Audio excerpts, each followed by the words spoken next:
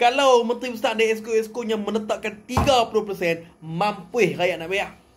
Semalam rakyat Kedah dihidangkan dengan belanjawan Negeri Kedah 2026. Bagi saya ini satu gula-gula. Gula-gula kepada orang Kedah. Kita tengok penjawat awam yang Mak Berhormat Sanusi Mak Nok nak bagi 2,000 bonus. Saya nak bagi tahu kepada Sanusi, PMX bagi sumbangan tunai ramah RM4,600. Bukan saja kepada penjawat awam tetapi kepada seluruh rakyat Malaysia termasuk dalam Negeri Kedah ini.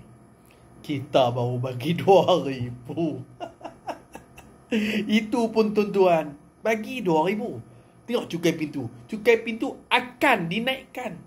Kita tengok premium tanah. Premium tanah sampai 30%. Memang Jabatan Penilai JPH yang buat nilaian. Okey, katalah dia buat nilaian tanah tu. Okey, dia buat nilaian tanah tu RM100,000.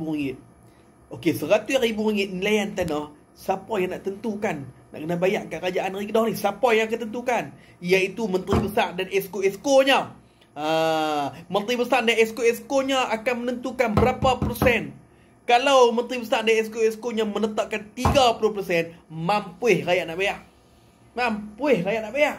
Tapi kalau mereka menetapkan 5%, baru RM5,000. RM100,000 bayar RM5,000. Tetapi kalau RM100,000 mereka letakkan 30%, RM30,000 nak cari duit tahun dah. Mampus nak bayar.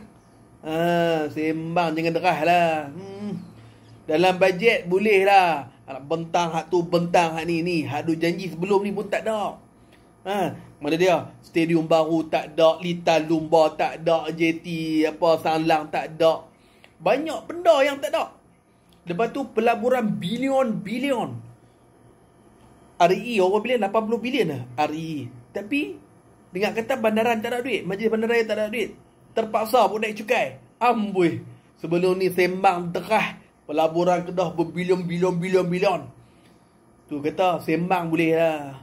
Percaya jangan. Jadi apa yang Menteri Besar nak bagi ni tuan-tuan ambil. Tapi undi Barisan Nasional dan Pakatan Harapan.